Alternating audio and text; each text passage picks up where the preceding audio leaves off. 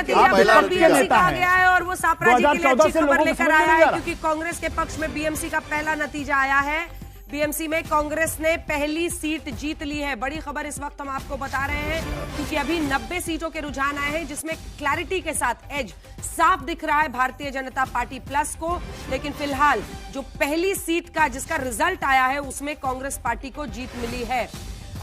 इसी के साथ एक और आया है, वार्ड नंबर 214 में बीजेपी के अजय पाटिल जीत गए हैं। बीजेपी के अजय पाटिल जीत गए हैं और 215 वाला जो वार्ड है उसमें संतोष ढाले भी आगे चल रही है 1000 वोटों से वो उसमें आगे चल रही हैं। तो कुल मिलाकर 214 और 215 वार्ड में वो आगे हैं।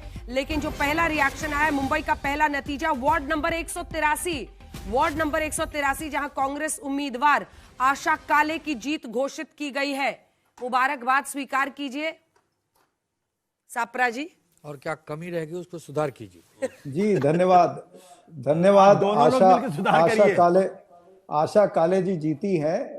मुबारकबाद आपकी मैं स्वीकारता हूं। ये धारावी का इलाका है, वहां पर अच्छे तरीके से हम लोग चुनाव लड़े हैं। कुछ इस तरह के इलाके जहां पर हम अच्छा चुनाव लड़े हैं, लेकिन निश्चित रूप से जो रुझान नजर आ रहे हैं वो रुझान के अनुसार चिंताजनक स्थिति है हमारे लिए। हमको बहुत सा आत्मनिरीक्षण करना पड़ेगा, लेकिन मात्र एक या दो विषय नहीं है, उसमें कई सारी चीजें जिस तरह से। ठीक है, मैं लौट रही हूं सर आपके पास, लेकिन आपको बता दें कि ये जो आशा काले जीती है वहां पर 183 नंबर वार्ड से पहला नतीजा, उन्होंने हराया किसको है? शिंदे सेना के एमपी राहुल शेवाले की सिस्टर इन लॉ, यानी भाभी जो वहां पर लड़ रही थी, उनको उन्होंने हटाया है। तो ये एक सांसद के तौर पर राहुल शेवाले के लिए बहुत बड़ा झटका है अगर आशा काले ने वहां पर हराया है। और ये जैसा कि आपने बताया कि ये पूरा इलाका जिस तरह का है, तो एक जो वहां पर उन्होंने मूड बनाया वो दिख रहा है। वहीं वार्ड नंबर 214 में महेश गावली जो कांग्रेस की तरफ से मैदान में थे, उनको हरा दिया है अजय पाटिल ने, जो कि जीते हैं। तो बहुत दिलचस्प है, अब धीरे धीरे करके रुझान आ रहे हैं, नतीजे आ रहे हैं। 52 सीटों पर बीजेपी प्लस आगे है और 31 सीटों पर शिवसेना, यूबीटी और एनसीपी, एसपी और एमएनएस वहां पर आ गए। लेकिन इंटरेस्टिंग देखिए, कई सीटों पर अब जैसे एक 215 वार्ड है, वहां पर भारतीय जनता पार्टी के उम्मीदवार है वो 6254 वोट पर है, और शिवसेना यूबीटी के उम्मीदवार है 5218 वोट पर है। और वहां पर कांग्रेस के उम्मीदवार है जिनको 1767 वोट पड़े। 1000 वोट से वहां पर बीजेपी करीब करीब जीतती हुई यहां पर नजर आ रही है। इसी तरीके से अगर हम देखें तो कुल मिलाकर एक साफ नजर आता है कि कई जगह पर सपरा जी कांग्रेस पार्टी के होने की वजह से 1000-1500 वोट से वहां पर शिवसेना यूबीटी हार जाएगी। मतलब आपके वोट तो थे नहीं, लेकिन आपके पास इतने वोट थे कि शिवसेना यूबीटी वहां पर नहीं। मैं इसका उत्तर देता हूं। कई जगह साहिल जी ऐसा भी होगा कि जितनी वोट सेना यूबीटी को मिलेगी या मनसे को मिलेगी, उतनी वोट से कांग्रेस पार्टी का भी उम्मीदवार हारेगा। उल्टा भी हो सकता ना। आप खाली हमारी तरफ उंगली क्यों कर रहे हैं भाई? चलिए उनकी तरफ भी उंगली करते हैं, मुद्दा तो वही निकलता है।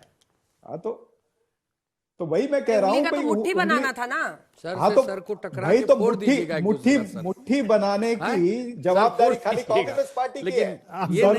रास्ता नहीं बताइएगा सर, तो आपका भी कह रहे हैं कि सर से सर टकरा के आप क्या मुंडी फोड़ दीजिए। मुंडी मतलब सर फोड़ दीजिएगा, रास्ता नहीं दिखाइएगा। अंजना जी मैं एक 10 सेकंड का उत्तर दे देता हूं।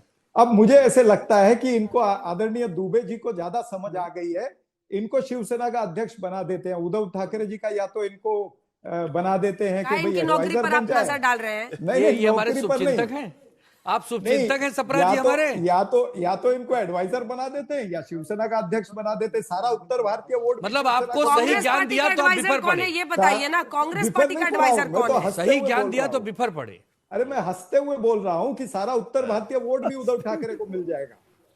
आपके पास भी तो एक से एक ज्ञानी है, उदित राज है, राशिद अलवी है,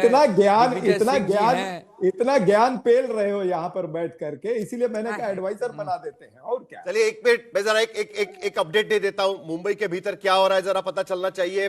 52 सीटों पर बीजेपी प्लस आगे चल रही है, उसमें से 35 सीटें जिसमें बीजेपी आगे चल रही है, बीजेपी अपने दम पर आगे चल रही है। 17 सीटें जहां पर एकनाथ शिंदे की पार्टी शिवसेना आगे चल रही है, और शिवसेना यूबीटी 25 सीटों पर आगे चल रही है। यानी नंबर 2 की पार्टी अभी भी वहां पर शिवसेना यूबीटी बनी हुई है। एमएनएस 6 सीटों पर आगे चल रही है। अदर्स जिसमें एमआईएम और बाकी छोटी पार्टी हो सकती है 2 सीटों पर आगे चल रही है और कांग्रेस पार्टी 5 सीटों पर आगे चल रही है। एनसीपी, दोनों एनसीपी ने अपना खाता भी अभी तक खोला नहीं है, वंचित बहुजन आघाड़ी ने भी अपना खाता खोला नहीं है। लेकिन कुल मिलाकर अगर हम देखें तो 31 सीटों पर शिवसेना, यूबीटी, एमएनएस और एनसीपी एसपी आगे चल रही है। 52 सीटों पर बीजेपी और एकनाथ शिंदे उनकी पार्टी आगे चल रही है। ठाकरे बंधु और उनकी लेगेसी कहां पर पहुंचेगी अगर आशुतोष जी यही रिजल्ट्स बनते हैं तो ये ट्रेंड रह जाता है? देखिए, मुझे लगता है ये ठाकरे फिनोमेना का पराभव का वक्त अब आ गया है धीरे धीरे। जो जिस बात की शुरुआत 1960 के दशक से हुई थी और बाला साहब ठाकरे की एक आवाज पे पूरा मुंबई बंद हो जाता था, मतलब उनके खिलाफ जाने की हिम्मत कोई नहीं कर पाता, जो भी गया उसकी राजनीति भी खत्म हो जाती थी। लेकिन वो जो दबंगई थी और उस तरीके से जो मुंबई था वो पूरी तरीके से बदल चुका है। अच्छा, ये नवी मुंबई से एक सेकंड बड़ी खबर आ रही है, उसी को आप आगे ले जाइएगा, क्योंकि अगर बाला साहब ठाकरे की लेगेसी का क्लेम करते हुए शिंदे आगे बढ़ रहे हैं, जनता का समर्थन मिल रहा है, तो नवी मुंबई में देखिए जहां पर बीजेपी शिवसेना का टक्कर है वहां पर 27 सीटें दोनों को आ रही है। राष्ट्रवादी का खाता नहीं खुलता हुआ दिख रहा है और ठाकरे बंधु को 1 सीट मिल रही है। तो बीजेपी और शिवसेना जहां पर मुकाबले में है, देवेंद्र फडणवीस और एकनाथ शिंदे 27 ऑल का मामला चल रहा है। कोल्हापुर में बीजेपी से कांग्रेस आगे निकल चुकी है। पहले से ही कांग्रेस वहां पर दरअसल आगे चल रही थी। कोल्हापुर में बीजेपी से कांग्रेस आगे निकल चुकी है। बीजेपी की 22 सीटें हैं, शिवसेना की 9 सीटें हैं, कांग्रेस की 26 सीटें हो गई है। जल्दी से नवी मुंबई पर एक कमेंट। मैं एक सवाल अगर पूछे तो साहिल की ज्यादा जानकार है, अगर शिंदे को ज्यादा सीटें मिलती हैं, उद्धव ठाकरे को कम मिलती है, क्या आप मानेंगे कि बाला साहब ठाकरे की विरासत शिंदे के पास चली गई? क्या ये संभव है? नहीं, देखिए क्यों नहीं संभव है? जिस तरीके की पार्टियां ये बनी हुई है, ये तो विरासत वाली पार्टियां है ना, नाम वाली विरासत वाली पार्टियां है। नहीं, शिंदे साहब की पार्टी बीजेपी जैसी पार्टियां तो नहीं है ना, कि बीजेपी में तो किसी एक नाम की विरासत नहीं होती है। बीजेपी में तो पार्टी की विरासत एक नई पार्टी के तौर पर उभरेगी, नई पार्टी के तौर पर उभरेगी। वो नई पार्टी के तौर पर की जो लिगेसी थी वो अगर डायनेस्टिक पॉलिटिक्स। लेकिन क्या आप ये डिनाई कर रहे हैं कि शिवसेना के वोटर शिंदे की तरफ नहीं जा रहे? बिल्कुल जा रहे हैं। वो ठाकरे को डिनाई करके शिंदे की तरफ नहीं जा रहे हैं। क्या होता है वोट? मतलब आप कह रहे परिवार के नाम पर वोट नहीं पड़ रहा? मैं बाला साहब ठाकरे के नाम पे वोट डाल रहे हैं वो लोग, ऐसा तो नहीं मुझे दिखाई पड़ता है। मुझे दिखाई पड़ता है कि जब मुख्यमंत्री बनने के बाद एकनाथ शिंदे का जिस तरीके से स्ट्रक्चर महाराष्ट्र की पॉलिटिक्स में हुआ, उन्होंने अपनी पार्टी के लिए काम किया, तो एकनाथ शिंदे की पार्टी एक नई पार्टी बनकर उभर रही। ये नहीं कि बाला साहब ठाकरे की विरासत उधर जा रही।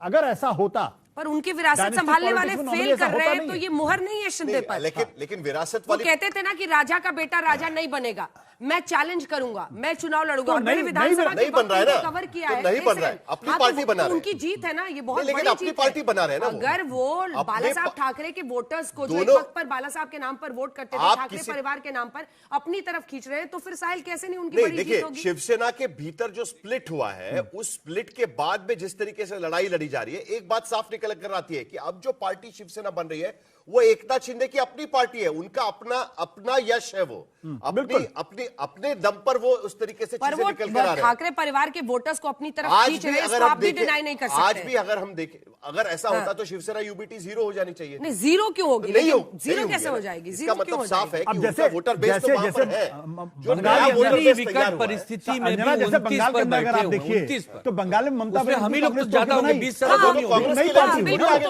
कांग्रेस की पार्टी बना रही है ना। लेकिन उसी प्लैंक पर वो चुनाव लड़ रही है ना आज भी। जो कांग्रेस एक वक्त पर कहती थी इन्फिल्ट्रेटर्स नहीं, आज वो कह रही है ना, जबकि पहले पार्लियामेंट में उन्होंने कहा कि बांग्लादेशी घुस गए, उनको निकालो। कांग्रेस की लेगेसी नहीं होगी। कहने का मतलब यह है कि भाई वो कांग्रेस की लेगेसी नहीं होगी। बाला साहब के नाम पर बाला साहब की मूर्ति पर जाकर शिंदे साहब भी माला चढ़ाते हैं और ठाकरे परिवार भी चढ़ाता है। तो बड़ा दिलचस्प होगा ना, उनके नाम पर इनको वोट दे रहे नहीं दे रहे, लेकिन इतना जरूर है कि उन्होंने एक परिवार को चैलेंज किया और उन्होंने उनका वोट अपनी तरफ खींचा।